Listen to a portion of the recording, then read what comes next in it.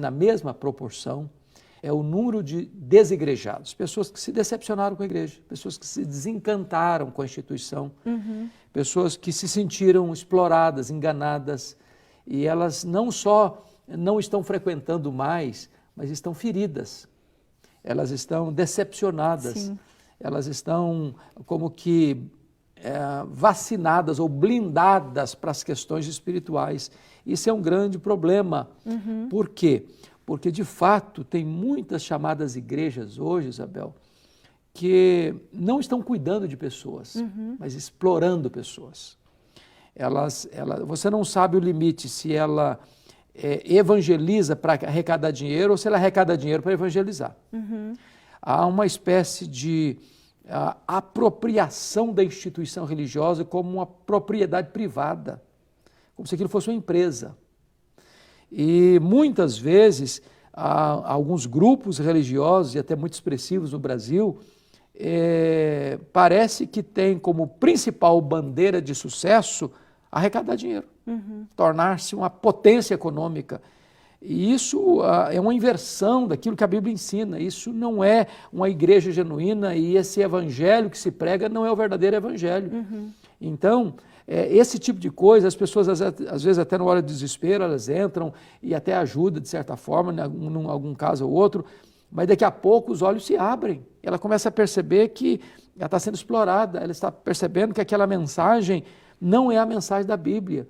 E quando ela começa a conhecer a verdade de Deus, ela diz, não é isso que eu quero, então eu vou deixar a igreja. E a pessoa às vezes entra para um processo de resistência às coisas de Deus. Isso é um grande problema. Que pena, né, reverendo? Bom, a gente está conversando aqui a respeito justamente dessa última frase que o senhor falou e me vem à cabeça, né? Será que um cristão que não está congregando, né, esse que nós estamos chamando aqui de desigrejado, será que ele consegue viver uma vida plena, um cristianismo pleno, ele sozinho, isolado, sem congregar? Porque a gente sabe que a Bíblia fala a esse respeito e fala muito da importância de estarmos unidos, né? Isabel, muito obrigado por essa pergunta e eu gostaria de responder às pessoas que estão nos assistindo que a Bíblia trata desta matéria com muita clareza e eu vou ler para você o que está escrito em Hebreus capítulo 10, verso 25. Não deixemos de congregar-nos, como é costume de alguns, antes façamos admoestações e tanto mais quanto vedes que o dia se aproxima. Então, preste atenção, nós somos um ramo da videira verdadeira. A videira verdadeira é Cristo. Um ramo não sobrevive fora da videira. Um ramo está ligado a outros ramos da videira. Segunda imagem, segunda metáfora, nós somos um rebanho, um rebanho. Quando uma ovelha se desgarra do rebanho, ela se torna uma presa fácil para os predadores. A ovelha não tem capacidade de proteger a si mesma, de cuidar-se de si mesma. Por isso que nós somos chamados de ovelhas. Nós somos dependentes, precisamos estar junto das outras ovelhas e perto do pastor. Terceira metáfora. A Bíblia diz que nós somos igreja, corpo de Cristo. Um membro, ele só tem relevância e segurança e funcionalidade plena quando ele está vinculado ao corpo. Fora do corpo, ele não tem vida. Então, essa ideia de que eu posso ser um crente autossuficiente, posso ser um crente da minha casa, eu não preciso de igreja, aliás, eu tenho meus pregadores prediletos hoje no YouTube, que eu vou lá e assisto a hora que eu quiser, a mensagem que eu quiser. Deixa eu dizer uma coisa para você, é bom você ter, às vezes, a oportunidade de ver uma boa mensagem no YouTube, nada de errado com isso.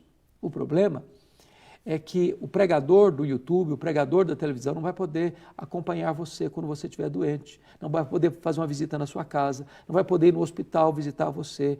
Você precisa de gente, você precisa de se congregar. Quando você reúne com outros irmãos na fé, você está também servindo essas pessoas com seus dons e sendo suprido em suas necessidades espirituais. Há momentos, Isabel, que se a gente não tiver compromisso com a reunião dos santos, com a congregação, com a igreja, a gente quer ficar em casa, ou está cansado, ou está meio assim para baixo, aconteceu algum problema, hoje também eu não quero ir, depois amanhã tem outro motivo para não ir. Sim. Daqui a pouquinho a pessoa é como um braseiro, que tirado do braseiro, se cobre de cinza e se apaga. Sim. Então, nós precisamos de igreja sim. Esse negócio de desigrejado não tem base na palavra de Deus.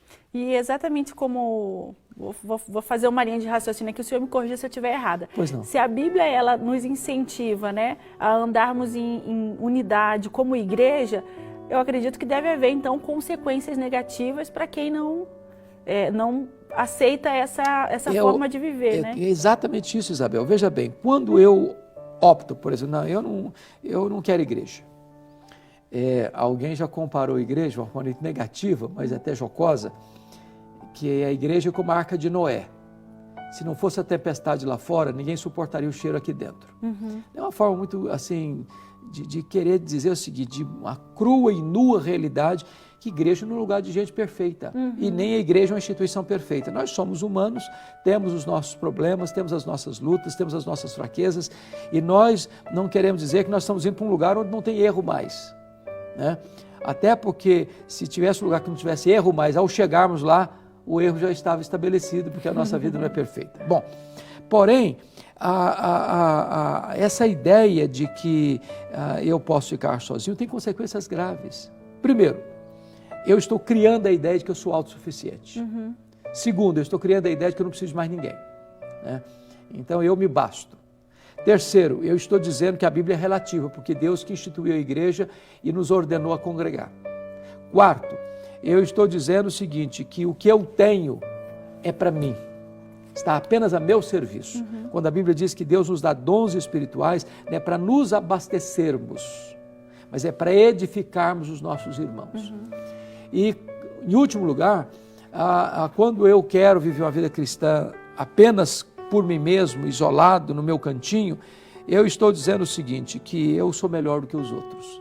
Porque se eu for lá, eu vou me contaminar. Uhum. Então, como os outros são muito ruins e eu sou muito bom, eu não quero ir lá porque eu me basta a mim mesmo, eu sou a pessoa perfeita e não preciso mais de ninguém. Uhum. Isso é um desvio gravíssimo do que a Bíblia nos ensina do que é a igreja.